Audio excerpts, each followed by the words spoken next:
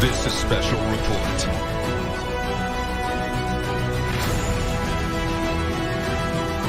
Black holes are one of the strangest things in existence. Neil Armstrong may have seen extraterrestrials on the moon.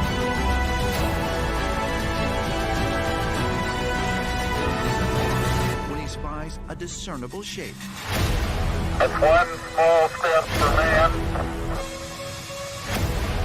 one giant leap for mankind. You can deny all the things I've seen, all the things I've discovered, but not for much longer. Because too many others know what's happening out there.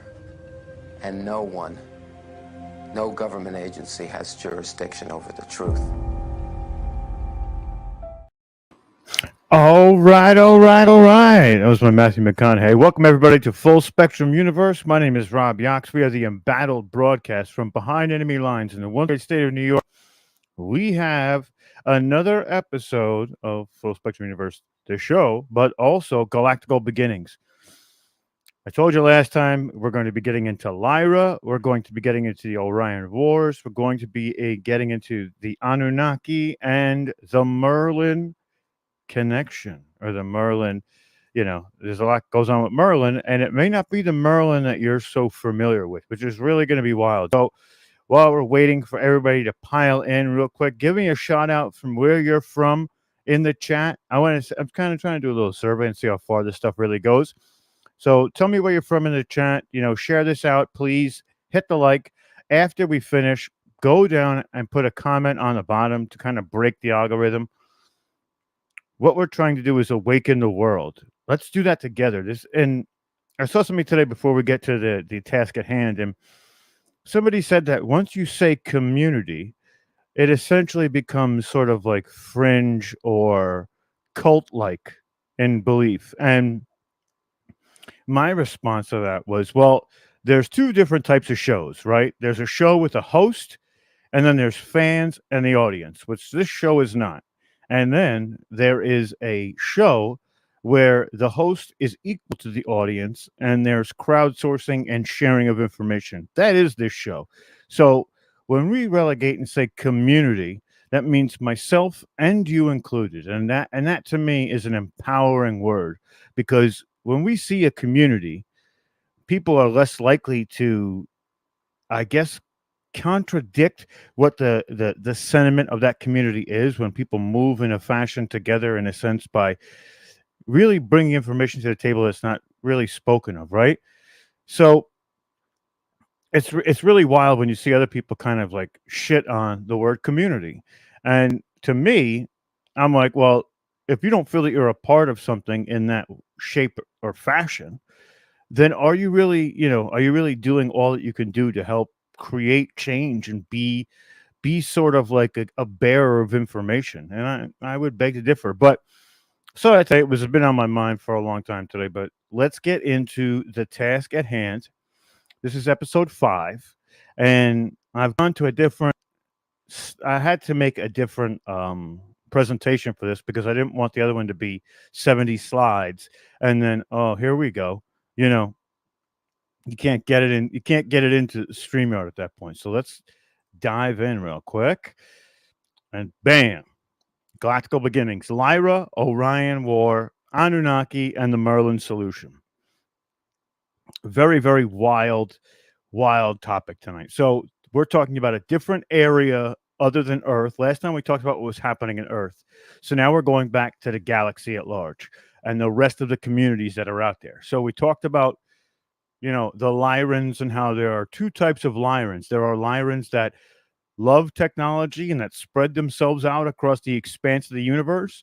And then we talked about Lyrans who denounced technology and wanted to live a more simpler life and essentially get in touch with their consciousness and raise and elevate their consciousness and not have to worry about the musings of tech kind of taking them out of themselves. And, you know, it's crazy because now they don't have to worry about the transhumanist agenda that we see today on Earth. But things change. Societies change. Peoples change. So we're going to start at about 20 million years ago from the present time. And the humans from the original Great Migration, and the Great Migration, if you remember correctly, was where all of the Lyrans that were the Patel Lyrans, they were fifth density beings, decided that after the Draco tried to attack them, that they were going to essentially spread themselves out so they could never have that, not never have, but not to have that community that's all in one place for it to be taken out in one fell swoop, right? They want to make sure that progression stays going and that we keep getting more and more civilizations off that. So what happened was, through evolution, these specific entities started to change. They started to grow more, adapting into their environments and the different planets that they choose, right? So when we talk about Lyrans now, we're talking about the feline style peoples who denounced tech a long time ago, but then came back to tech, but they are the feline style Lyrans. So just want to preface that so we are all on the same understanding of, of what's really going on here. So let's keep going. So we talked about the Lyran system. The humans in the original Great Migration, they had settled in Lyra and systems close to Lyra because it was their ancestral home.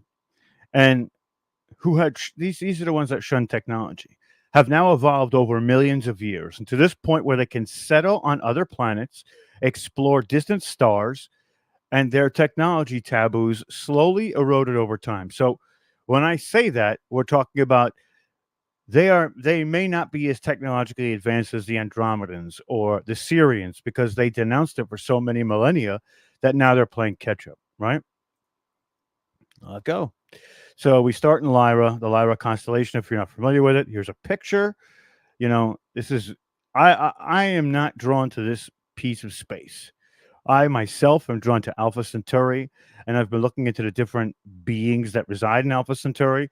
And it was funny because I was on my honeymoon, and we were down in the Caribbean, and the stars were so big. They were so big, you could see so much further, and I kept getting drawn to Alpha Centauri. Alpha Centauri, it was like it was calling to me.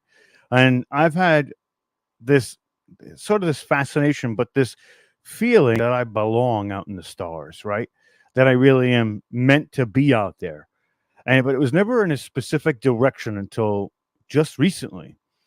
And I believe it's because going through a lot of this information, I'm awakening something inside of myself that's saying, you are meant to be out there. But now here's a direction. Now you have this information that's empowering your DNA to sort of bring you to those spots and be like, oh, wow, I really feel that energetic connection right now. So it's really a wild thing.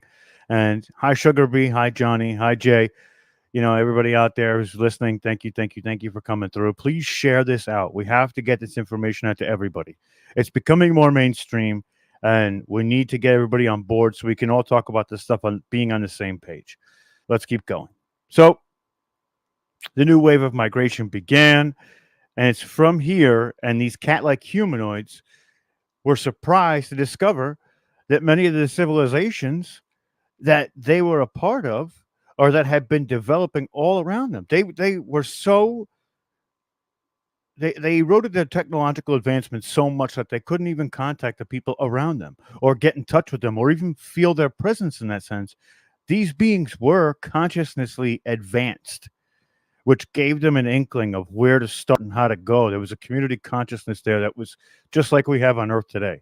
So really, really wild what's going on, Omar, out there. But their common ancestors had been forgotten in the dim mist of the ancient myth, and the original Lyran humanoid form has evolved over time and has also been genetically manipulated into a wide variety of races with different sizes, features, skin tones, consciousness levels, and it seemed to these Lyrans that they were encountering new beings at every corner when really they were just basically encountering their fellow descendants from their own ancient home. Pretty wild stuff if you think about it. I mean, this is again goes back to these controlling archetypes that take men, women, whatever species they are, whatever type of alien race or extraterrestrial race they are, there seems to be the same pattern of make man or woman lost. And if you notice, these ancient peoples, these ancient these ancient cat-like Lyran beings knew that they were from this planet, but the peoples around them were their ancestors, and which means that they didn't know the full extent of their own history, or it was so long in evolution that they totally forgot about it. It got buried somewhere. And there's a lot of similarities with today's episode of what's happening right now. And we see this plan playing out. And when I get towards the end, you're going to see why, and it's going to blow your mind. A lot of people know this, but when we talk about this stuff, we rarely think it for some reason. And I think it has a lot to do with controlling entities and conditioning, right? So let's keep going. The priorities of some of these races have shifted over time, largely due to the influence of the still flourishing reptilian race, the Dracos, whose leaders were the Shakar. Now, remember the Shakar as the royal bloodline of the Dracos, right? So we know that these are the original Dracos. They're not the Dracos of reptilian and human hybrid programs that have been taking place. These are the royal bloodline Dracos. And these Dracos essentially are the embodiment of service to self, right? They go to planets, they conquer it if they have to, they inflict damage to the race, they damage the planet. There's a lot of different types of ways that they would take and use up a planet and then just get rid of it. They were into expansion, right? So let's keep going. Some of the humanoid races in Orion as well were mostly those of the Aryan genotype that have evolved in Vega, and they have found that they resonate with the Shayakar agenda and space exploration and colonization. This cooperation led to a formation of the Orion Empire. Now you're going to say to yourself, what just happened there? Right? We just went from Lyra to Orion, and there's a reason for that. We're gonna bridge that gap. So just bear with me as we go along. But a lot of these entities were humanoid.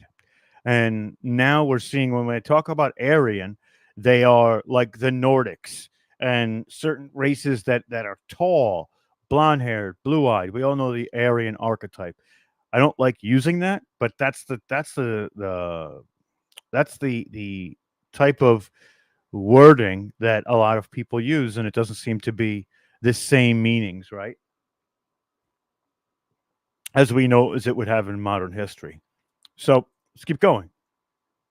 So many in the galaxy disagreed with the principles of the empire and its agenda, and many civilizations that had been subjected by the Dracos by this time started to rebel and band together. And this is where we start to see things change, right? So we know that the Dracos were the ones who went to conquer the original Lyrans. And what they did was they spread those Lyrans out across the universe and across the galaxy. So now we've got some of these factions of the older Lyrans, now Andromedans, now Orions, Syrians, are starting to go back to the Dracos. It's almost like Stockholm syndrome, where some of these planets get subjugated and they hate it. Some of them like to be subservient to that bigger conglomerate and become part of the team. So that we're seeing this division in the universe now. We're seeing the service to self and the service to others, right? And this is where we start to see things come into play, and we're going to keep going here because really this is where things get truly interesting again. So this joining of forces led to the Federation of Planets, also known simply as the Federation, which was formed by the civilizations from Lyra, the Pleiades, the Hades star cluster, the Andromeda galaxy, and many, many others. And since these folks were on the right side, They were also joined and advised by non-physical beings from both our universe and beyond. This is what we're talking about with the Pa'atel, right? And this is where we see things start to really take this, you know, this battle line is being drawn. And if we're going to go into the Star Trek mythology, we know that the Orion Syndicate is a in the newer Star Treks is a conglomerate of thugs and thieves, and they come together to get the best jobs and basically hamper down on trading routes, right? So that's where we also have, like, Omar said in the chat, the Dominion as well. The Dominion is another big one. And it's really wild to see how Gene Roddenberry truly was tapping into something a little bit greater than himself with coming up with these stories, and how, I don't know if it's art imitates life or life imitates art, right? So probably it would be life is imitated by art would probably be the best way to do it. So let's keep going. So now we see that these joinings, again, just to go back a little bit, began to become this federation. And if anybody knows what this picture is, this picture I'm using right now is basically the hall for the Federation of Planets, who has the prime directive of non-interference. We're going to get into that too.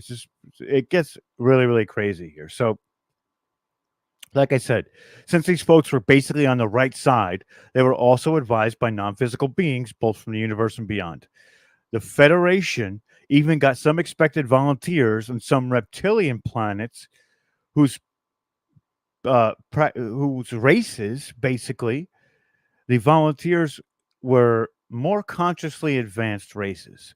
So while some of the Draco were these conquering, you know, really service to self abhorrent types of beings, there was also a polarization of them too. There was the good Dracos who were enhancing their consciousness and truly trying to engage themselves and enlighten themselves along the way. A lot of these different planets also had ascended masters on them. Now, whether that came in the form of a Jesus-like figure or an oracle-like figure, they were there to help these civilizations become more consciously advanced too. And that's sort of what they mean when they say people from beyond, right?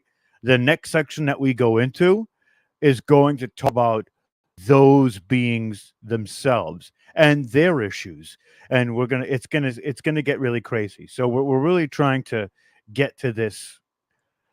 Right now we're all kind of like at the surface level. We're going to get to even deeper down the rabbit hole, I guess we could say. So these Dracos had evolved consciousness, which was really cool. So another branch from this group, from the Pleiades, settled on Earth, and they have been here ever since, right? And they were basically unwilling to join either side of this battle line, right? Either the Empire, the Orion Empire, or the Federation. So they left the area of the universe altogether, and they eventually settled on what was now Mars. Now, of course, they're going to end up going to Earth as well. So they settled on Mars. When we get to the Mars Maldek conflict, you're going to see that as well, where these Palladians become they become very immersed in what's happening on this side of the galaxy. So where they went, they would live for millions of years and would later play a big role in our local history. They're still playing a role in our local history. Well, it's not really history, it's current events, I guess you could say. But so another branch of these Pleiades settled on Earth, and they have been here ever since. And through that time, they've seen many, many cycles of civilization and disaster come and go. And over time, this Palladian group moved underground and established first human underground city. And we all know what that is. We were going to speak about it with Lowell, and we're actually going to talk more about it when he comes back. So this would become the Agathara. I can't even say, I never say this word right. Agartha. There it is. Agartha. I said it right this time. So from times to times, these folks would cast themselves as gods and come to the surface, and these dwellers who survived this latest environmental catastrophe, these entities that acted as gods would kickstart civilization, and this group would still be around today. And I believe that they're living underground as we speak. And this is just an example of where they show you that they were playing God. They were in the Greek pantheon, they were in the Egyptian pantheon, they were in the Roman pantheon. So we're getting closer and closer to where we are now. But this is what happened with this specific group of Pleiadians. So we're going to keep going now. So 13 million years ago, the tension and disagreement between the Federation and the Empire were many, and eventually there was a lot of conflict. They eventually reached a boiling point, and the war was initially over territory, but it became a war of mindsets and ideologies, right? So then they're not fighting just for a place to stay. They're fighting because of service to others and service to self. This is the polarization of the entire planetary evolution within our systems, right? Within this side of the universe and that side. Now this battle line is being drawn. And we see from this conflict the true intention and the true nature of these different beings and who they're siding with. It really, really is fascinating to think about where some of these beings, they were all one classification. They were all Lyrans. Then through evolution, they broke apart so much so down to the root of what their civilizations were meant to be. Right? So on the one hand, there was a group of humans and a group of humans and hybrid races that had joined forces with the Federation. Many of its members recalled well their subjugation at the hands of the Dracos. They rejected the ideas of colonization and intervention in other worlds, the Prime Directive, right? So let's go back to Star Trek. That was the Prime Directive. Do not get involved in the specific evolution of a planet with higher technology or even with intelligence. When the people on the Enterprise came in contact with these people, they were to observe but not interfere. That was the Prime Directive. They had a Prime Directive as well, right? So we know that. Let's get back to it. So because of the colonization, they would never intervene on these planets. They became committed to the idea of service to others. And then on the other side, there was a group of human hybrid reptilian races that believed in service to self and saw it as their manifest destiny, to use terminology known today, to colonize and assimilate those they conquered. This was the empire. So it's almost like a Borg, for using Star Trek terminology again. They're like the Borg. While not all of them maybe feel the same way, having the Dracos at the top of this food chain, eventually these other civilizations will capitulate to the way that the Dracos run things. And the question I have for the people listening is, do you see the similarities of what's happening today? Do you see this in a microcosm on our planet being played out millions of years ago, which was the macrocosm? It's probably still playing out today between some of these different entities and these groups. But there's a correlation here. And I don't want to go without touching on this because we see this today in the political arena. And I know we don't want to talk about politics, but we're going to really put this home just for a minute. If you don't fall into an ideological thought process between the two groups that are in the United States today that are classified political parties, which I would call activist movements, not political parties. But if you don't subscribe 100% to either one or the other, you are a part of none of them. Does that make sense? You're not able to reside within those two communities unless you believe 100% of what they do. And the fun part about it is 99% of the people who reside on either side are not 100% on that train of thought. They just tell others they do to virtue signal their position and say, look how good I am. Right? So we see that all over the place. And I'm saying that to say this. Right? So this philosophy of the service to self started out as an innocent enough idea in the minds of those who had adapted it. Right?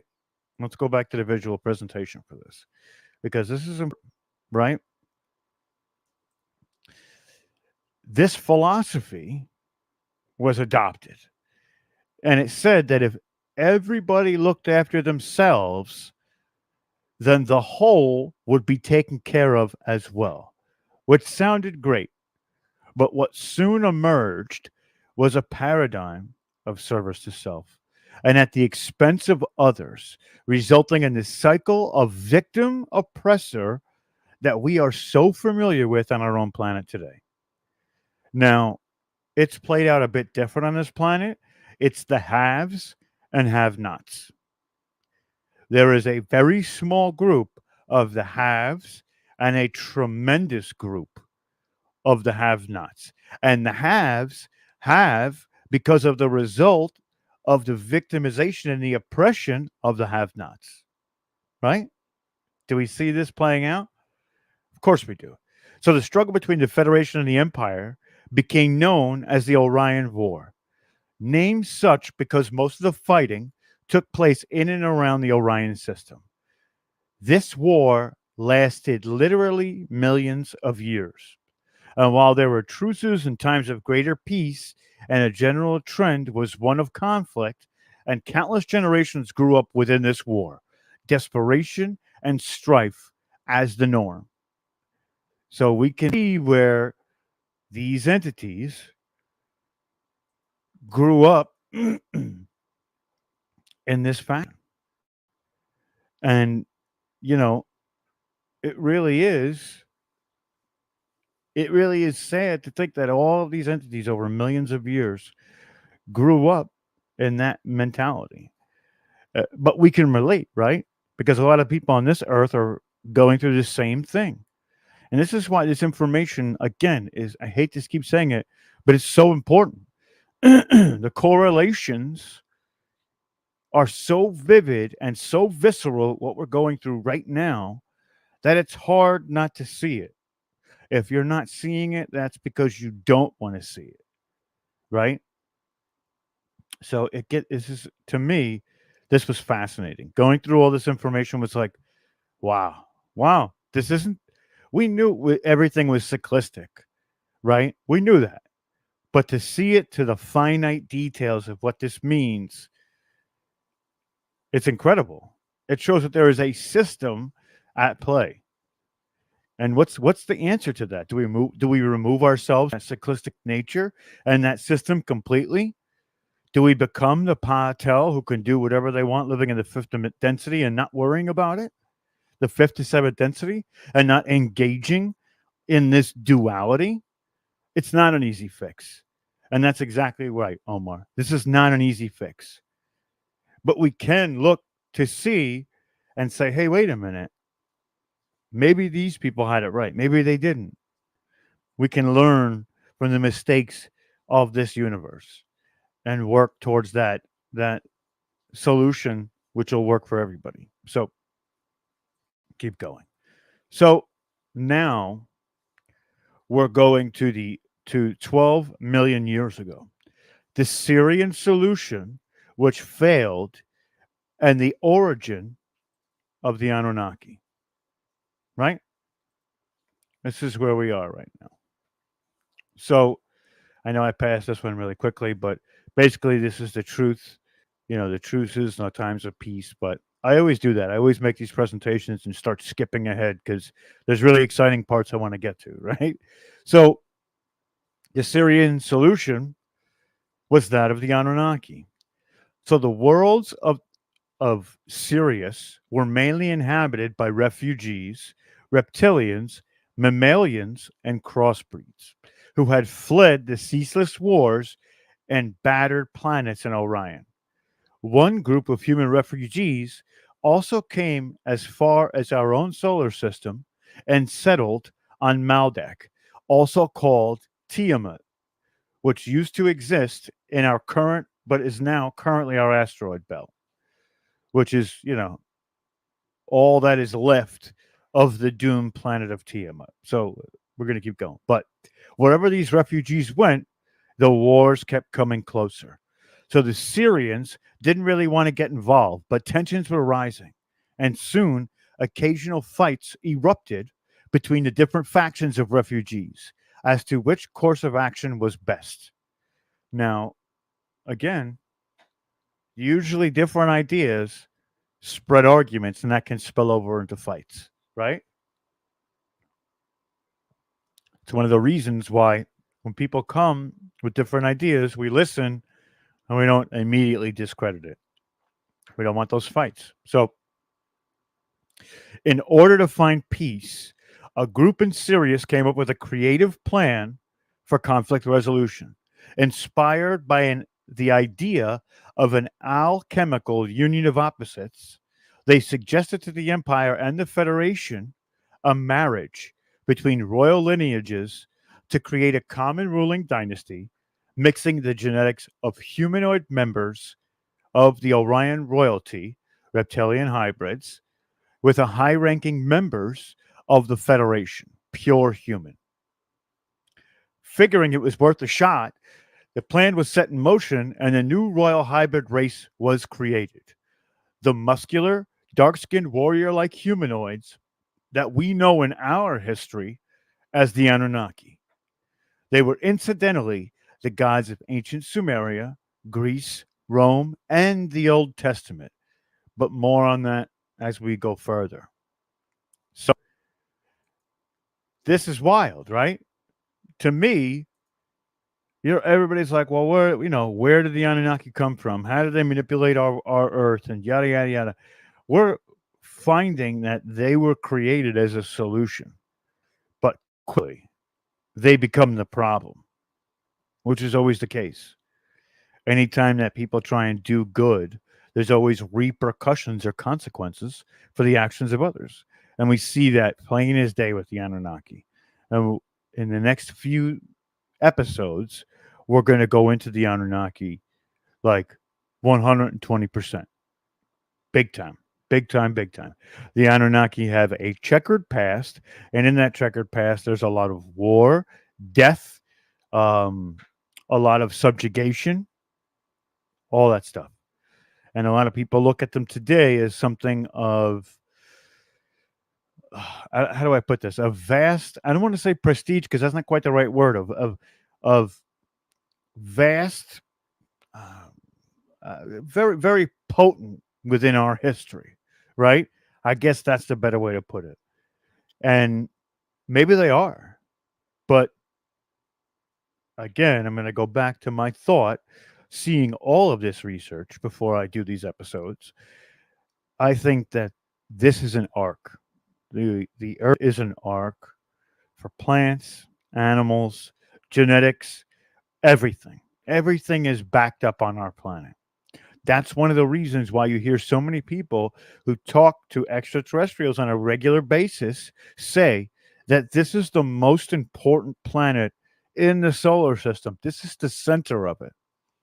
Because if anything on the outskirts ever gets eliminated through us, it can be brought back to life.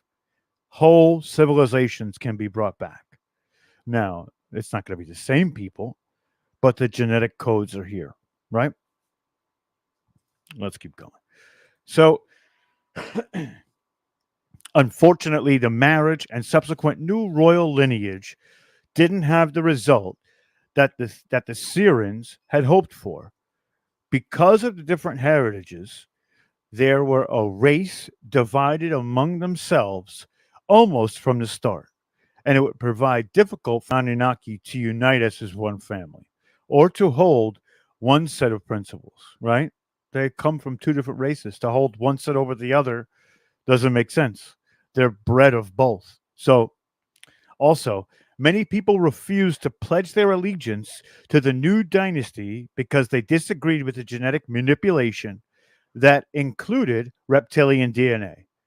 But the Union did create a peace that lasted for a few 100,000 years, with the Anunnaki ruling before warfare once again exploded throughout the galaxy. Right? That's crazy. That's crazy. So the the potential for that was pretty crazy, and they thought that it was going to be something that was going to be so great, right? But eventually, they're going to see that this genetic mutation is going to act more like the draconians than they thought. And now they've pushed this new species of humanoid to prominence, not having only but the knowledge of the two different genetic inputs of their creators, right? So now they're put into prominence and they're supposed to lead the way when they have zero civilization experience building from beforehand, right? And the two sides in which it was union from are completely opposing. So it was a disaster from the start. So let's keep going because the next part, this is one of the things that I love. I love this part. So let's take it away. So now we're at 10 million years ago, right? The rebels of Sirius and the Merlin solution, which worked mostly, right? It's not 100%, but we see Merlin and people are like, oh man, here we go. But listen, this gets really, really crazy. What's up, KOK? I see you out there.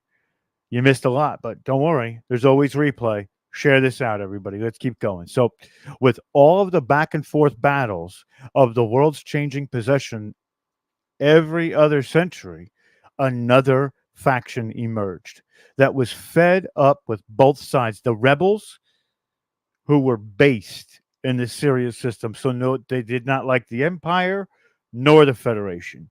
They were fed up with the killing and the subjugation of worlds. They didn't like it. So neither the Federation nor the Empire dared to launch a scale attack on these rebels. They were so big because they had stayed out of conflict for so long that their community and their civilization grew to a tipping point number. And when I tell you a tipping point number, the both sides didn't attack them because if that faction of rebels teamed up with either the Federation or the Empire, it would be unbeatable to the other, right? There would be no way that the other one could win.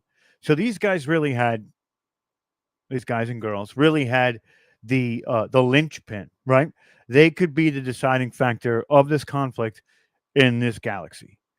But they had their own ideas, right? And even though a lot of people were sympathetic to the desire to end the war, the rebels didn't succeed in making any major breakthroughs in negotiations with either the Federation or the Empire. And it looked like yet another stalemate had been reached. Only this time, there were three parties involved instead of two. Then, this is where we start to get a little bit of the holy crap, what's happening now? So now there's three factions. There isn't just two anymore. A baby was born on the planet Sirius, the first human carnation of Christ consciousness in our universe. Now, I'm going to stop right here for a second. When we hear this, we think of many things.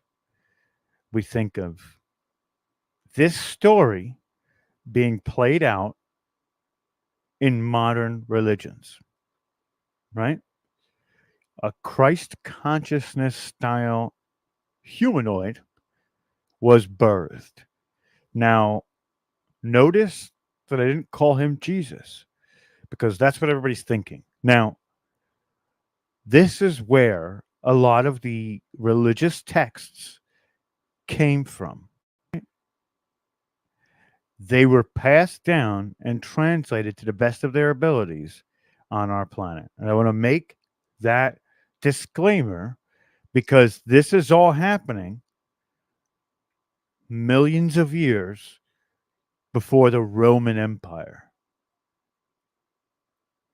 We can get into how the Roman Empire tried to basically beat time and become the ultimate adversary, which we still see today.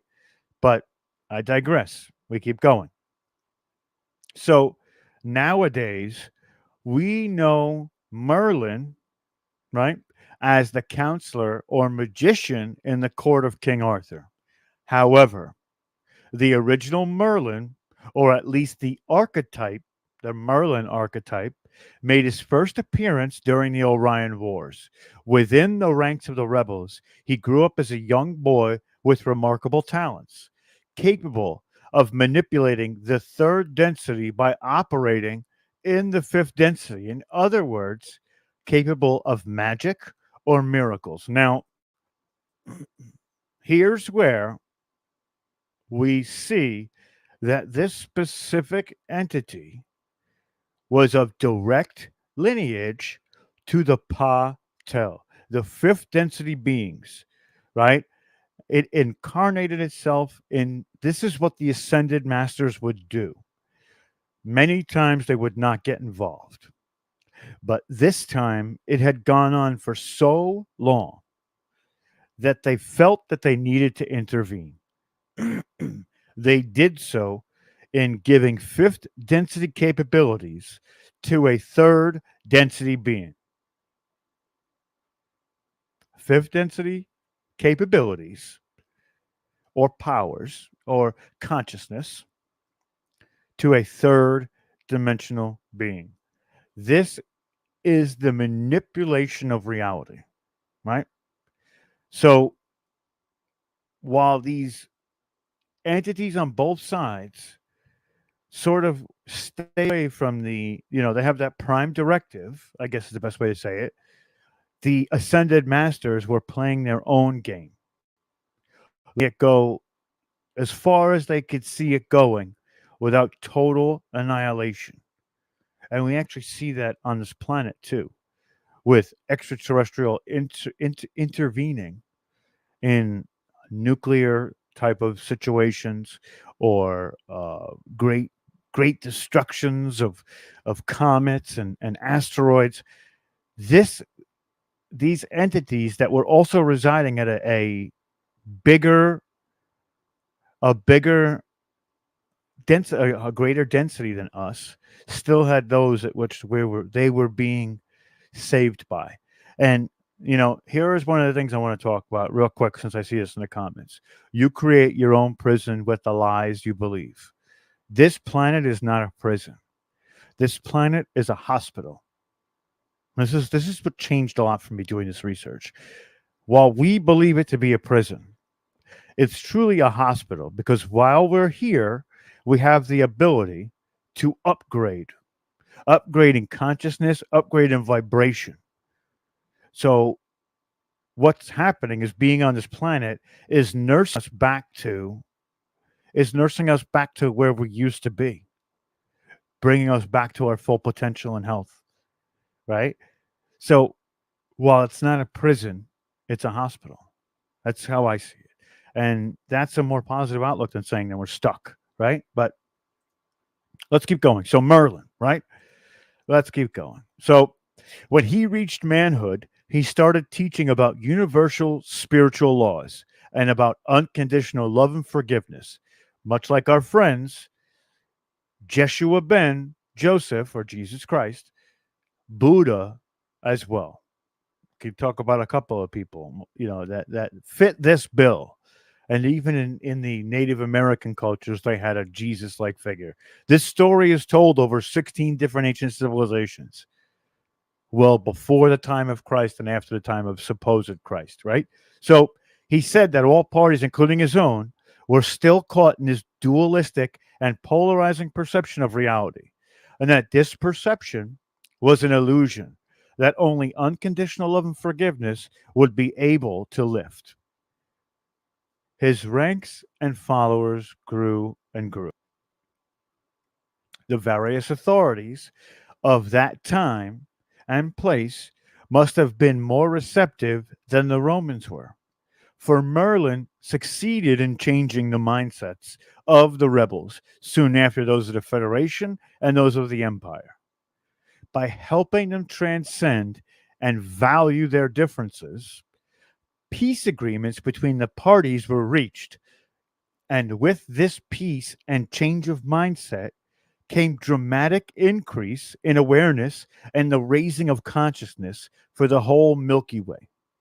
Over the next hundreds of thousands of years, the entire masses of people would ascend into higher density realities as a result. And Merlin became known as the unifier, right? It's a different name than what people mostly give him, the unifier. Unifier is a big, big deal, right? That's a little too far. We have to get there yet, but he was bred for this moment, which was to just disseminate this long, long war. Millions of years, hundreds of millions of people died, right? So the Orion Empire transformed into a true matriarchy with Tiamat, which they classified the Dragon Queen, as its benevolent ruler. However, there remained a faction of 13 human reptilian hybrid families within the origin of the Orion royalty who still believed in might is right and service to self mindset. These ancient roots of our present day cabal and the 13 royal bloodlines, the dark men from Orion. Right? Does that make sense? Does that make sense now where this is coming from? It's the connection is wild. And it shows why we're stuck in this cyclistic nature, right? And why this stuff keeps talking back. And it keeps coming back and doing and it keeping us in this cycle. It's a vicious cycle, goes back and forth, back and forth. But much like Merlin, what we're trying to do is unify the community, unify the peoples to be a greater force than the dark men from Orion, right? And this is what we work on. This is our goal. This is our goal in doing these types of transmissions and all the other transmissions we've done before, right? So as part of this peace, Tiamat was given governorship of our local system, along with her own system in the Orion. The 13 bloodlines were jealous of this ruling, and they decided to travel to our system to see if they could perhaps gain a toehold, which eventually take over the resource-rich planets here, which they coveted, right? So they settled on Mars, but didn't exactly receive a warm welcome. The civilizations which existed there tried to make room for the dark-minded newcomers, believing that everyone deserves a chance. But before too long, even these benevolent and fair-minded people could no longer tolerate the vibration of the dark men from Orion. Right? So the 13 bloodlines were banished from our system, an action that would come back to haunt the civilizations of Maldek, Mars, and eventually Earth. Now, I want to bring it back to me real quick. So it's very similar to what we're trying to do now, right? We're trying to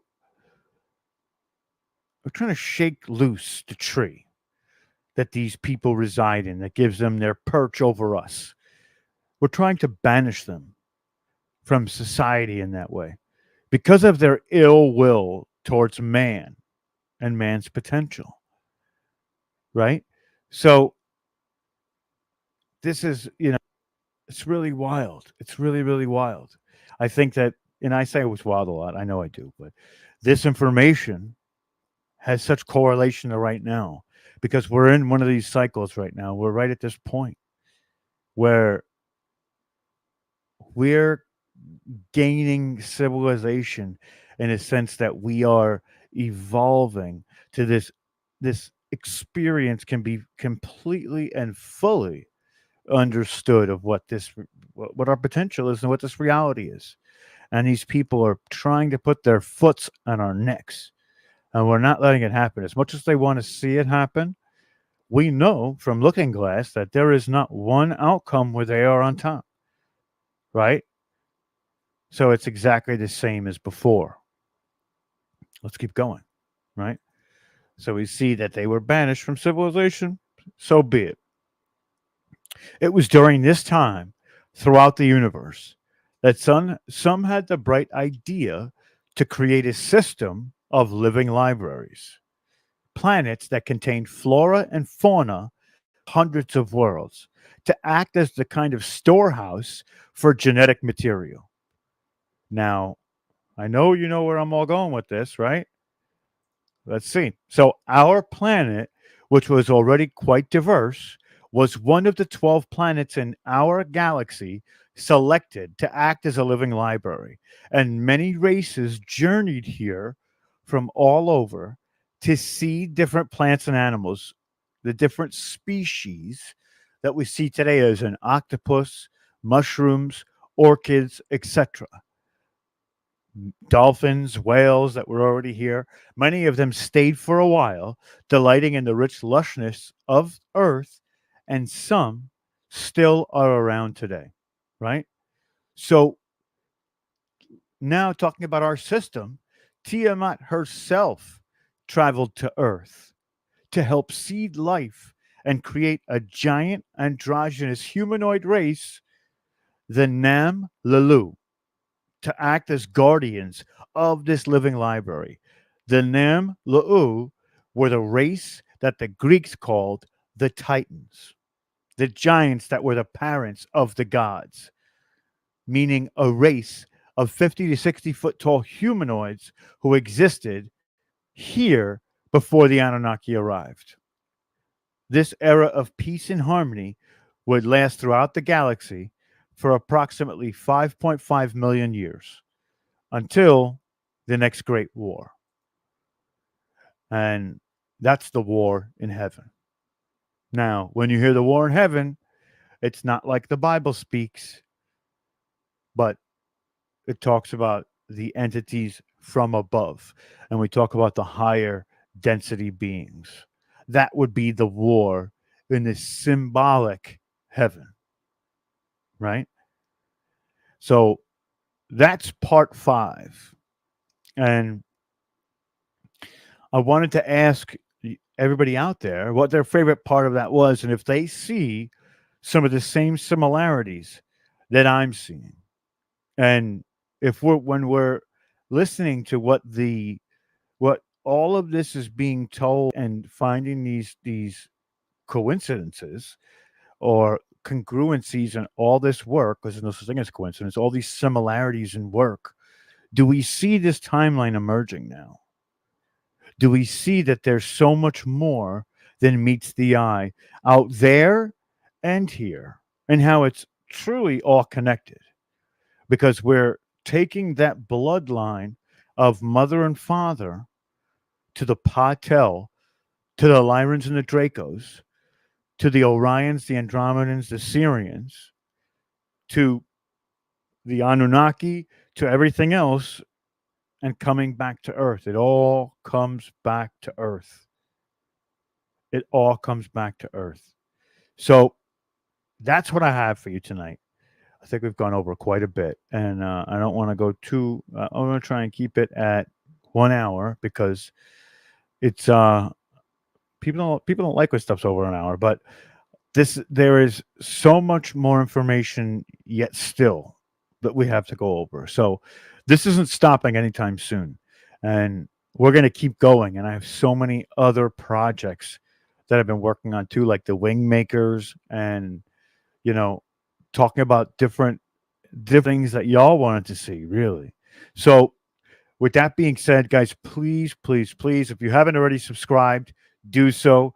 Leave a comment below so we can push the analytics up and get this information out, and share, share, share, right? Sharing is helping wake people up, even if it's not their time to fully wake up. Now they know where to find this information, right? Go to Watchers Talk.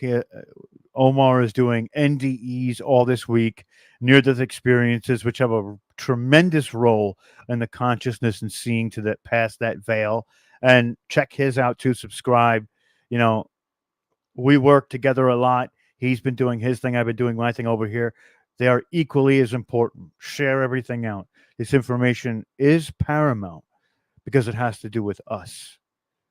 And I think that we are creating this change. So thank you all for joining me tonight. I hope everybody has a good night. Walk your life in love and abundance, and nothing can touch you. You are invincible when it comes to the love and the light aspect, and treat others as you were treated too. You have to keep passing that along. So with that being said, my name is Rob Yax. This has been Galactical Beginnings Part 5. Stay tuned for picks later in the week. And later in the week, probably like Friday or Saturday. So with that being said, we'll see you guys then.